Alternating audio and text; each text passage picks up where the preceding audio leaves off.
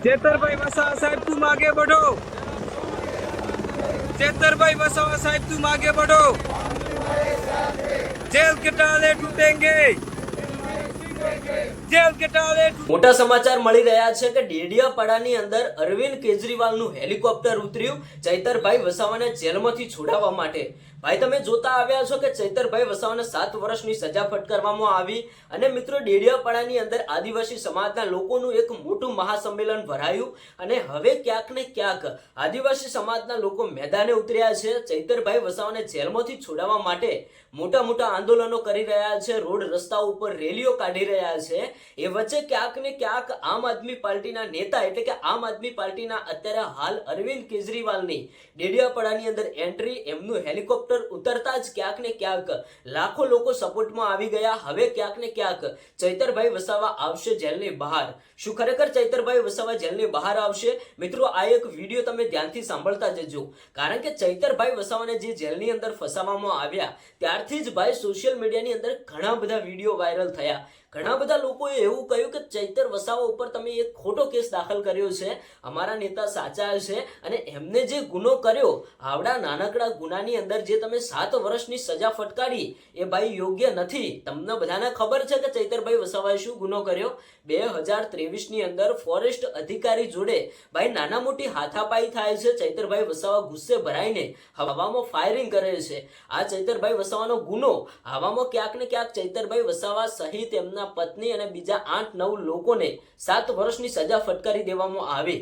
હવે ભાઈ તમે વિચાર કરો કે હવે આદિવાસી સમાજના લોકો લડી લે એવા મૂડમાં છે, એટલે કે ભાઈ એવી રીતે લડવાનું નથી, ધોકા લાકડીઓ નથી લેવાની, પણ ક્યાંક ને ક્યાંક કાયદા પ્રમાણે સરકારના સામે ક્યાંક ને ક્યાંક લોકો જણાવે છે, લોકો બતાવે છે કે આ તમે ખોટું કર્યું છે। અમારા ડેડિયાપાડા વિસ્તારની અંદર અમારા નેતાજી અમારા માટે લડત લડી રહ્યા છે એ તમને ક્યાંક ને ક્યાંક જોયું નથી જતું। એવું પણ ઘણા બધા લોકોએ આક્ષેપો નાખ્યા કે અમારા નેતા અમારા માટે લડત લડે છે, અમને ક્યાંક ને ક્યાંક ન્યાય અપાવે છે અને અમારા વિસ્તારની અંદર આમ આદમી પાર્ટી જેટલી મજબૂત બને છે એ અમુક નેતાઓને જોયું નથી જતું। એટલા માટે જ ક્યાંક ને ક્યાંક અમારા નેતાને પાડવાની કોશિશ કરવામાં આવી રહી છે, અમારી આમ આદમી પાર્ટીને નીચે બેસાડવાની કોશિશ કરવામાં આવી છે, કારણ કે અમારી પાર્ટી ક્યાંક ને ક્યાંક સરકાર સામે વારંવાર લડત લડતી હોય છે, જનતાના હક અને અધિકાર માટે ક્યાંક ને ક્યાંક સવાલો ઉઠાવતી હોય છે।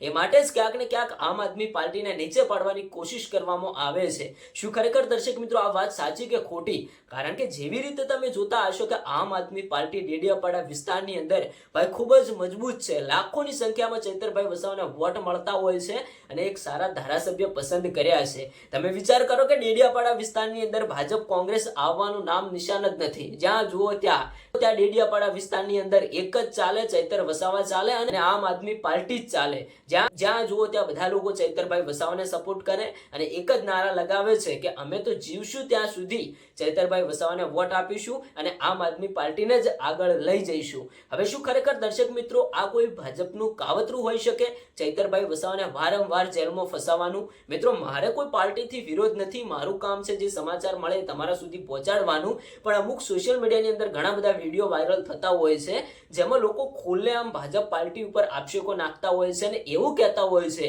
કે તમે અમારા નેતાને ખોટી રીતે ફસાવો છો, અમારા વિસ્તારની અંદર તમારી પાર્ટી અમારા વિસ્તારની અંદર આવવાની નથી, એટલા માટે જ ક્યાંક ને ક્યાંક તમે અમારા નેતા ચૈતરભાઈ વસાવાને ખોટી રીતે જેલમાં ફસાવો છો। શું ખરેખર દર્શક મિત્રો તમારું શું કહેવું થાય છે આ બાબતે? કારણ કે ચૈતરભાઈ વસાવા વારંવાર જેલમાં જતા હોય છે, એમના ઉપર અત્યારે હાલ 15 થી 20 ગુનાઓ પણ નોંધાયેલા છે। એ પણ ભાઈ ગુનાઓ કેવા? પોતાની જનતાના હક અને અધિકાર માટે લડતા હોય એમાંથી ક્યાંક ને ક્યાંક એમને વારંવાર જેલમાં ફસાવવામાં આવે અને વારંવાર ચૈતરભાઈ વસાવાને જેલમાં નાખવામાં આવે છે। જેવી રીતે હમણાં પણ 3 મહિના સુધી રહીને આવ્યા અને અત્યારે હાલ 7 વર્ષની સજા ફટકારવામાં આવી। અત્યારે હાલ આદિવાસી સમાજના લોકો લડી લેવાના મૂડમાં છે, ક્યાંક ને ક્યાંક ચૈતરભાઈ વસાવાને ન્યાય અપાવવા માટે રોડ રસ્તાઓ ઉપર મેદાને ઉતર્યા છે। આ બાબતે દર્શક મિત્રો તમારું શું કહેવું થાય છે? અને એક ખાસ વાત કે આવનારા સમયની અંદર ચૈતરભાઈ વસાવાનો કેસ હાઈકોર્ટ સુધી પહોંચશે અને ક્યાંક ને ક્યાંક ત્યાં સુનાવણી થશે।